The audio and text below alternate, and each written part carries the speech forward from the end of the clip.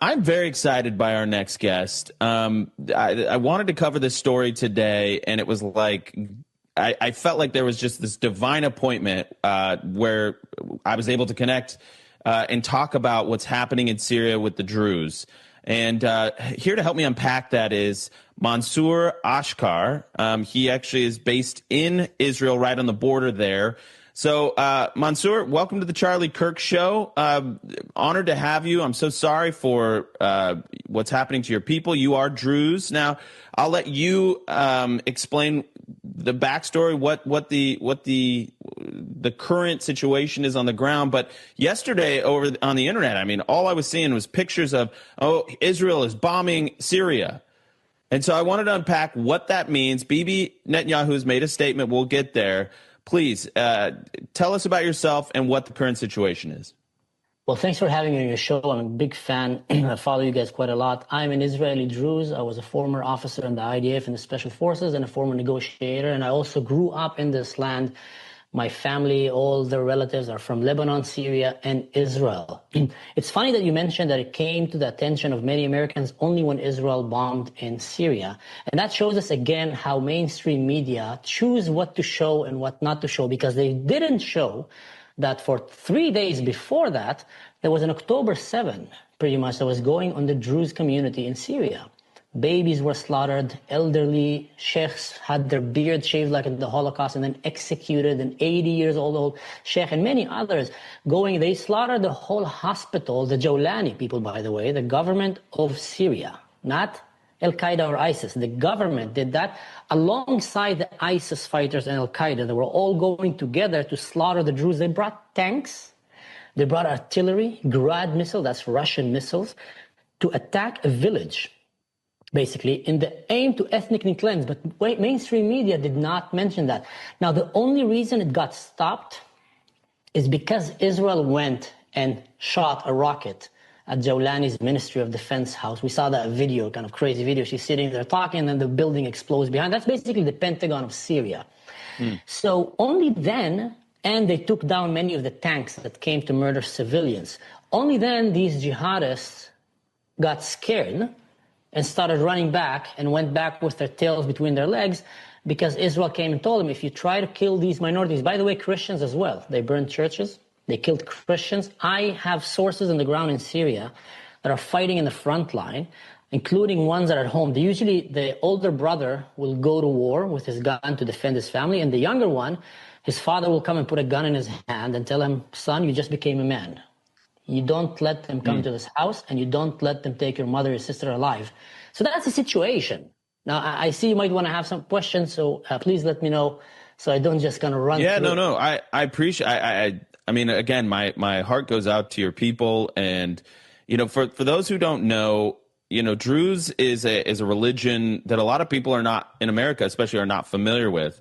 It's monotheistic. Druze keep their religious beliefs secret from outsiders. There are about 150,000 Druze in Israel, which it sounds like that's your community. So making up about 10% of the Arab citizens of Israel, and about half the population of the Golan Heights, which is interesting.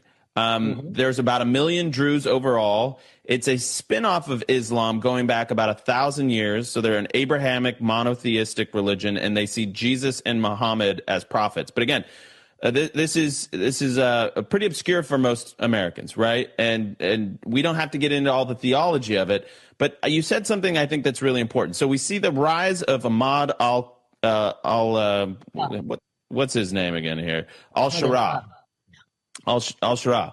So the new leader of Syria, and we've been hearing these reports that Christians are getting targeted and now Druze. To separate fact from fiction, why are they doing this? Is this new leadership of Syria, are they targeting Christians and Jews out of pure ethnic cleansing? What's the motivation here? Pure ethnic cleansing and the will to build the Muslim Ummah over Syria and later on over the world. The thing is with Ahmed al-Shara al-Jawlani It's very interesting to me how someone with an Olympic track record of a terrorist, not just a normal terrorist, he was in Al-Qaeda and ISIS at its prime, became a general, a very high official in these two, and then jumped and created his own terrorist organization. And then one day he just puts a jacket and started looking like a hipster, and people start believing that he's a good guy. Everything up until now shows that he had clear intention of killing anyone in Syria that is not Muslim, that is not Sunnah also. And he started doing that to the Christians, he started doing it to Alawites, and now he's trying to do that to the Druze. Actually, I just translated an audio message that was sent by some of the officials from his regime to the soldiers of his government in Arabic, and I put it in my Instagram with English and Hebrew subtitles, and it says this: please stop using cameras when your phones when you're going to slaughter these Druze pigs. Shave their beards, slaughter them, slit the throat, do it, burn their houses. Just don't use cameras. And listen to the next part. He said, don't do the same mistake that we did in the coast. He's referring to when they killed the Christians. Over there we did that and that backfired. So do all these things, just don't film it. And then he adds another command to them. The IDF Air Force is coming to target us. They want to stop us from committing a genocide. So start using human shields. Start hiding among the population and hide your tanks and vehicles and Toyotas between the houses. So you're getting a very clear Hamas-style, Hezbollah-style order to commit the worst thing on the face of this planet. Just please don't film it. And they did it to the Christians. They're doing it right now to the Druze. That's the image. This sheikh is 80 years old. A peaceful man. And they're doing that. That's the army, by the way. And they're doing that with glee, with rejoicing. Just like we saw in the Holocaust when they gathered the rabbis. Mansour, can you explain what the significance of shaving the beard of a Druze person is? What does that mean, and why is it such an insult? So the Druze religion sees himself descended from Jethro, the father-in-law of Moses, the father of Zipporah, that welcomed Moses to his tribe and taught him leadership and everything. And that's why they see themselves very connected to Judaism, Christianity, by the way. That's where they see themselves originated. The Druze believe that once you become a religious man, you detach yourself from earthly pleasures, like putting jewelry, trying to take care, and they grow this beard, and they're very famous for the mustache. That's a very sign, like, of just like the Jews have the tzitzit, that comes out of their hair, like curly kind of things. So the Druze have their mustache. They're very known to very, very proud, long mustaches, a little bit kind of monks, kind of the looks. And the Muslims, they know that. And they know that in order to humiliate the Druze, before they execute them, they shave their beard, which is just like the Nazis did to the Jews. Interesting. And then, do we know what happened to that gentleman after this? Do we have any? He got executed. Him and many others. I would say this. Could I share a personal story that explains this whole thing in the best way so the West can understand? Of course, please. And I'll do it very quick because I know we're running out of time. There was 3 genocidal attempts in the area of the Middle East in the last 2 years. And all 3 of them were stopped by Israel. First, Hamas came and tried to genocide all the Jews. They stopped them because Israel, the IDF, contained it. They would have if they could have. Their aim was to kill all the Jews. Second, Hezbollah wanted to do the same. Israel stopped them. Third was Iran. They wanted to nuke basically Israel. Israel stopped them from the genocidal plan. Now the fourth one is the Syrians came to genocide basically, or exterminate, ethnically cleanse the Druze. If the Druze men would have fallen down in their mountain, no one would have stopped the slaughter. They were moving house to house, murdering women, children, burning them, cutting their heads, putting it outside the doors as they moved to the next house. Terrible, terrible things. We saw in ISIS doing it. And then Israel intervened. Now, where did the story become personal? My relative, which I didn't know he existed until the Assad regime fell down, sent me a message and told me, Mansour, they're outside of our house right now. They're coming to kill us. I am here. He's a young man. I'm here. My father told me to protect the family. I don't know what to do.